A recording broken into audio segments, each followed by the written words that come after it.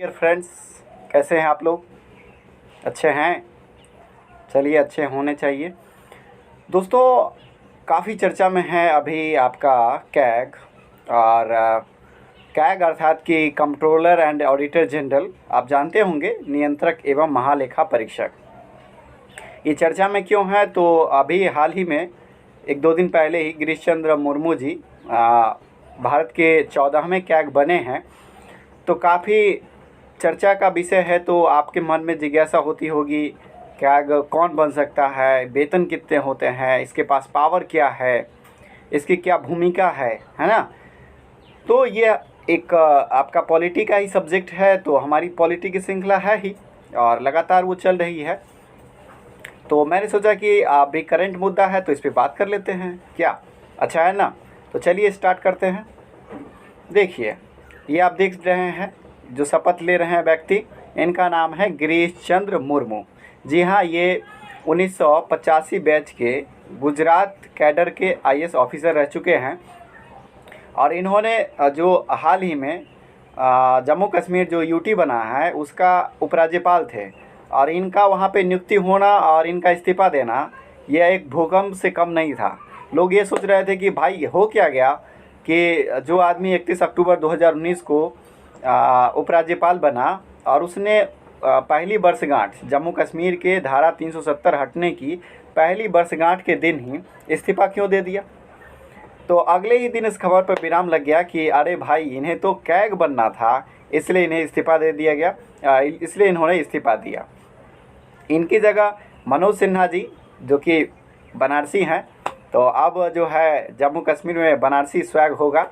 तो चलिए हम अभी बात करेंगे कैग के बारे में और कैग से जुड़ी हुई जितने भी प्रावधान, संवैधानिक प्रावधान हैं, इनकी योग्यता क्या है, इनके कार्यकाल क्या है, सारी डिटेल्स में बात करेंगे।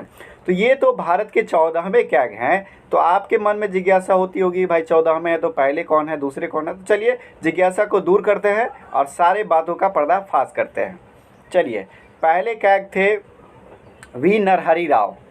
जी हाँ, पहले कैग बी नरहरि राव थे और इनका कार्यकाल 1948 से 1954 तक था। यानी कि कैग का जो कार्यकाल होता है वो या तो 6 वर्ष या 65 वर्ष, जो भी पहले पूरा हो जाए, वो कैग का कार्यकाल होता है। तो आप देखेंगे कि बी नरहरि राव पूरे 6 साल का अपना कार्यकाल पूरा किया। दूसरे नंबर पर हैं ए.के. चंद्रा जी, इन्होंने 1954 से 1960 तक कार्यभार संभाला। तीसरे नंबर पर हैं ए.के. राय, इन्होंने 1960 से 1966 तक कार्यभार संभाला। चौथे नंबर पर हैं एस. रंगनाथन, इन्होंने 1966 से 1972 तक कार्यकाल संभाला। पाँचवें हैं ए. बख्शी साहब, इन्होंने 1972 से 78 तक संभाला। उसके बाद छठे हैं ज्ञान प्रकाश, इन्होंने 1978 से 84 तक संभाला। सातवें हैं टी.एन. चतुर्वेदी जी और इन्होंने 1984 से 90 तक संभाला। आठवें हैं सी.जी. सौम्या जी, इन्होंने 1990 से 1996 तक कार्यभार संभाला। नौवें हैं वी.के. शंगलू जी, उन्होंने 1996 से 2002 तक। उसके बाद अगले हैं बी.एन. कौशल साहब, वो 2002 से 2008 तक संभाला। उसके बाद 11वें है आपका विनोद राय जी, इन्होंने 2008 से 2013 तक। और इनका नाम काफ़ी प्रसिद्ध हुआ था। दरअसल इन्होंने आरोप लगाया था, उस समय कांग्रेस की सरकार थी, आपने सुना होगा 2G घोटाला, कोल घोटाला, सुना था ना, 2G स्पेक्ट्रम, काफ़ी विवादित रहा था। क्यों विवाद में रहा था, इस पर भी हम बात करेंगे। तो आप मेरे साथ वीडियो में अंत तक बने रहें। और अगर आपको ये वीडियो पसंद आएगा तो आप चैनल को वीडियो को लाइक कर देंगे और अपने दोस्तों के साथ शेयर भी ज़रूर करेंगे, इतना तो बनता है भाई। 12वें थे शशिकांत शर्मा जी और 13वें राजीव महर्षि साहब, जिनका कार्यकाल समाप्त हो गया और 2017 से 2020 तक ही इनका कार्यकाल रहा। तो आपके मन में क्या यह प्रश्न है कि इनका कार्यकाल 3 साल का ही क्यों रहा? तो मैं क्लियर कर देता हूँ। दरअसल 6 साल का होना चाहिए या 65 वर्ष। तो हुआ ये कि इनकी जो आयु है या इनका जो डेट ऑफ बर्थ है वो 8 अगस्त 1955 है। तो उस हिसाब से 8 अगस्त 2020 को इनका 65 साल पूरा हो गया। इस वजह से जो पहले पूरा होगा या तो 65 साल या 6 वर्ष, ठीक है, और चाहे तो बीच में उससे पहले इस्तीफा भी देकर वो हट सकते हैं। तो राजीव महर्षि जी का कार्यकाल समाप्त हो गया, उनकी आयु की वजह से उनका 65 साल पूरा हो गया और वे 1978 बैच के राजस्थान कैडर के आईएएस ऑफिसर थे, ठीक है। तो चलिए आप देखते हैं कैग के बारे में संवैधानिक प्रावधान, क्या क्या संवैधानिक प्रावधान हैं कैग से जुड़े हुए। तो आपको बता दें कि कैग जो है वो आपका भाग 5 के तहत आपका आता है, संघ में आता है, और यह अनुच्छेद 148 से 151 के बीच है। तो यह एक संवैधानिक पद है, ठीक है। अनुच्छेद 148 में भारत के कैग के स्वतंत्र पद की व्यवस्था की गई है कि कैग होगा भारत का एक महालेखा नियंत्रक एवं महालेखा परीक्षक होगा। इस बात की चर्चा अनुच्छेद 148 में है। नियंत्रक का मतलब होता है सरकार के समस्त खर्चों पर निगरानी रखने वाला। भाई लोग, हम लोग, आप लोग या जो भी लोग हैं, जो बिजनेसमैन है और जिनका अर्निंग है, जो टैक्स पे करते हैं, तो सरकार तो कहीं खेतीबाड़ी करती नहीं है, या मोदी जी के मम्मी पापा कहीं काम तो करते नहीं है जो उससे देश चलता है। टैक्स के पैसों से ही देश चलता है ना। तो उन पैसों का नियंत्रण, उन पैसों का जो खर्च है वो किस तरह से हो रहा है, इनडायरेक्ट वे में कहें तो यह भारत का एक तरह से मुंशी है, जिसको यह काम देखना है कि भारत सरकार जो है पैसों का उचित तरीके से खर्च कर रही है या नहीं कर रही है, खर्चों को कैसे कम किया जाए इसके उपाय भी वह उसे सुझाना है, ठीक है। 149 कहता है कि कैग के पास कैग की क्या ड्यूटीज़ हैं, उसके क्या पावर हैं, इसके बारे में बात करता है। और 150 अनुच्छेद 150 ये कहता है कि संघ और राज्य की जो लेखा प्रारूप हैं इसके बारे में वह राष्ट्रपति को सलाह देगा, यह भी इसका काम है, इसका कर्तव्य है। और अनुच्छेद 151 के तहत कैग जो है अपनी रिपोर्ट वो राष्ट्रपति को, अगर केंद्र की बात है तो राष्ट्रपति को, और अगर राज्य की बात है तो वो राज्यपाल को सौंपता है। और उसके बाद राष्ट्रपति की जिम्मेवारी है कि वह उसे संसद के दोनों पटल, यानी कि जो आपका राज्यसभा और लोकसभा दोनों पटल पर इसे रखते हैं, सदन के दोनों पटल पर रखते हैं। उसी तरह की प्रक्रिया आपका राज्य में भी अपनाई जाती है, और राज्यपाल महोदय अगर विधान परिषद भी है वहाँ पर तो दोनों पटल पर वो रखते हैं। तो चलिए आगे बात करते हैं आपसे। अब अनुच्छेद 279 के तहत 151 तक हमने बात की, 148 में इनका पद है, ठीक है। 148 में इनके पद की चर्चा की गई है। उसके बाद 149 में इनके जो ड्यूटीज़ हैं, इनके जो पावर्स हैं उनकी चर्चा है। 150 ये कहता है कि राष्ट्रपति को संघ और राज्य के लेखा प्रारूप पर वह क्या करेगा, सजेशंस देगा। और अनुच्छेद 151 के तहत राष्ट्रपति और राज्यपाल दोनों को वो अपना रिपोर्ट सौंपेगा, और वो अपनी रिपोर्ट को कहाँ रखेंगे, सदन के पटल पर रखेंगे, दोनों सदन के पटल पर रखेंगे, ठीक है। आगे बात करते हैं अनुच्छेद 279 की। तो अनुच्छेद 279 क्या कहता है कि कैग जो है वो शुद्ध आय की गणना को, शुद्ध आय जो नेट इनकम है, भारत की जो नेट इनकम है उसको सर्टिफाइड करता है। अगर उसने सर्टिफाइड कर दिया तो वो वैलिड हो गया, वो अंतिम निर्णय है कि भारत का जो नेट आय है, नेट इनकम है, वो इतना ही है, ठीक है। अब आइए, इनको शपथ कौन दिलाता है? तो इनको शपथ राष्ट्रपति महोदय दिलाते हैं, और भारत के राष्ट्रपति रामनाथ कोविंद जी हैं, और इन्होंने ही ऑर्डर पास कर इनकी नियुक्ति की है। तो तीसरी अनुसूची के तहत इनके शपथ का जो प्रारूप है, आप जानते हैं कि भारतीय संविधान के तहत कुल 12 सूचियां हैं, जिसमें तीसरी जो अनुसूची है उसके तहत इस बात का उल्लेख है कि जो भी भारत के संवैधानिक पदाधिकारी हैं उनके शपथ का प्रारूप है।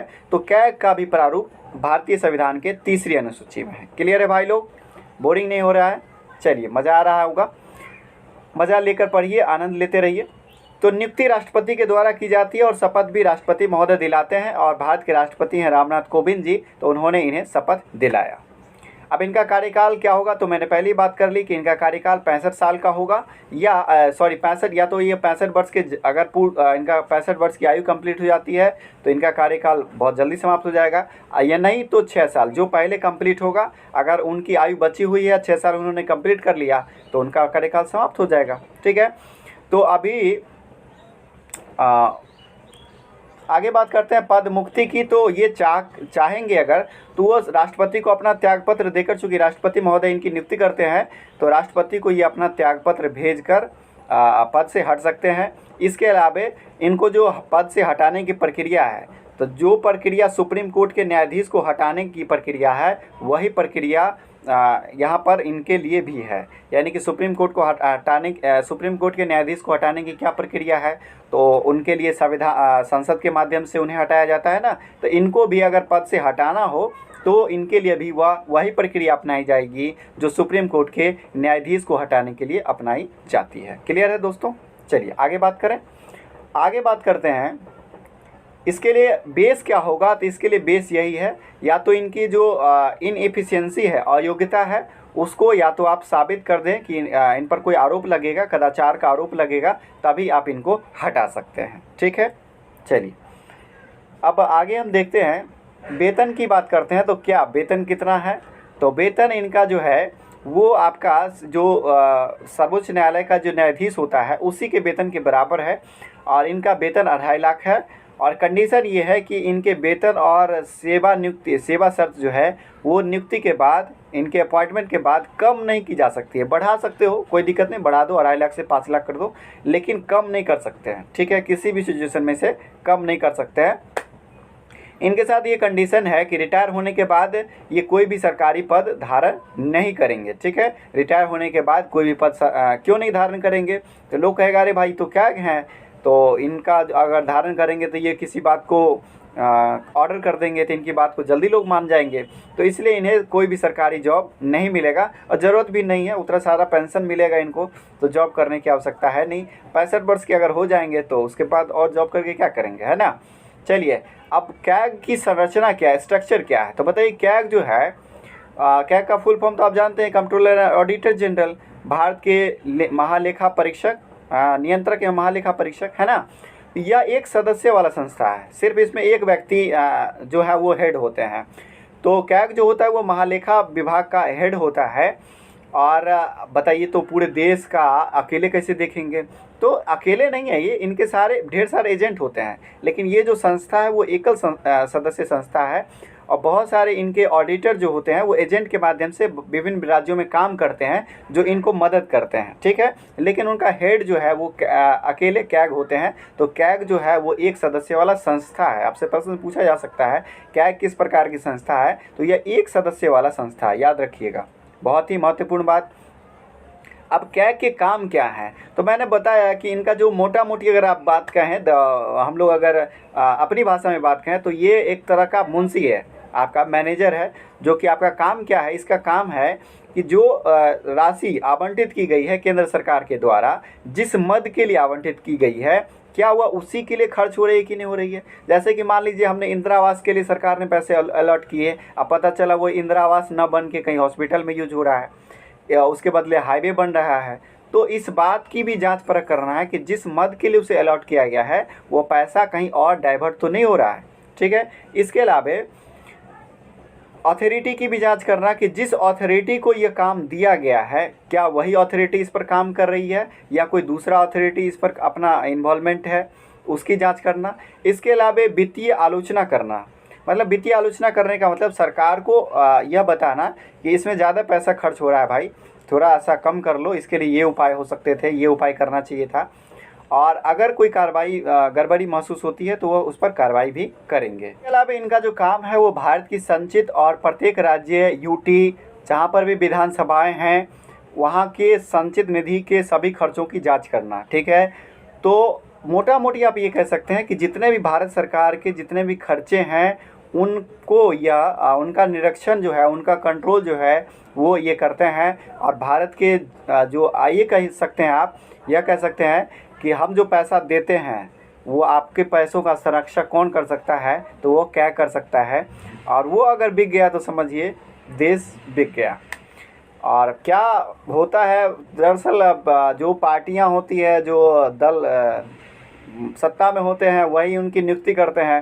तो इनकी विश्वसनीयता कहाँ तक पाक साफ है मैं नहीं कह सकता इस पर, और उसे राजनीति में नहीं पढ़ना हमें। चलिए, भारत की आकस्मिक निधि और लोक निधि के सभी खर्चों की जांच करना भी इनका काम है।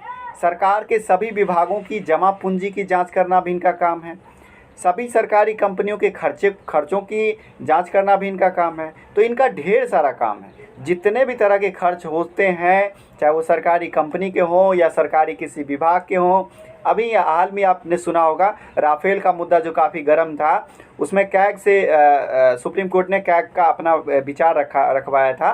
दरअसल कैग ही उस बात को नकारा था कि कैग ने कहा था कि नहीं, ये कोई गलत डील नहीं हुई है, चूँकि सरकार के जो खर्चों का विवरण रखना है वो कौन रखेगा, तो कैग रखेगा। ठीक है, इसलिए सुप्रीम कोर्ट को सजेशंस लेना पड़ा और उनकी बातों को लेना पड़ा कि कैग का क्या विचार है। तो कैग ने इसे कहा कि नहीं, इसमें कोई दो राय नहीं है कि इसमें कोई गड़बड़ी नहीं है। सरकार जितनी भी तरह की खरीद बिक्रियां करती है उसका जांच करना और सरकार को उपाय सुझाना कि खर्च को कैसे कम किया जाए, ये भी इसका काम है। इसे लोक लेखा समिति का मित्र और मार्गदर्शक भी कहा जाता है। और दरअसल इनकी जो भाषा होती है वो जटिल भाषा होती है ना, क्योंकि आप जानते हैं कि जो आपका हिसाबी किताबी ज्ञान है तो ये कॉमर्स का लैंग्वेज है, और लोक लेखा समिति में तो राजनीति लोग रहते हैं, राजनीतिज्ञ, तो उनको कहाँ तक पल्ले पड़ेगा।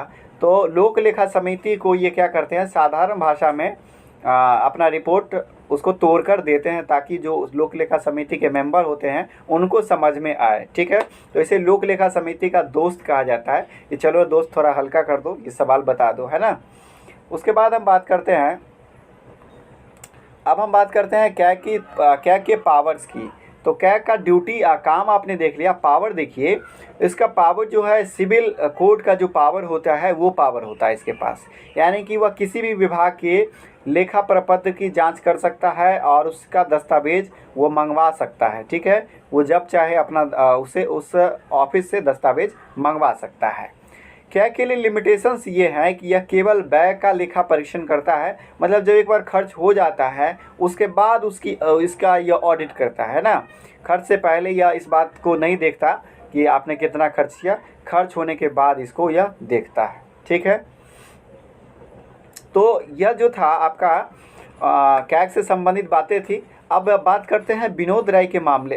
विनोद राय जी जो कि आपके 12वें कैग थे, उनका कार्यकाल 2008 से 2013 तक था। तो उन्होंने कांग्रेस पर यह आरोप लगाया था कि कैग का जो 2G स्पेक्ट्रम का जो मामला है उसमें जो नीलामी की अगर प्रक्रिया अपनाई गई रहती, उसमें यह प्रक्रिया अपनाई गई थी जो पहले आएगा उसे यह टेंडर मिल जाएगा।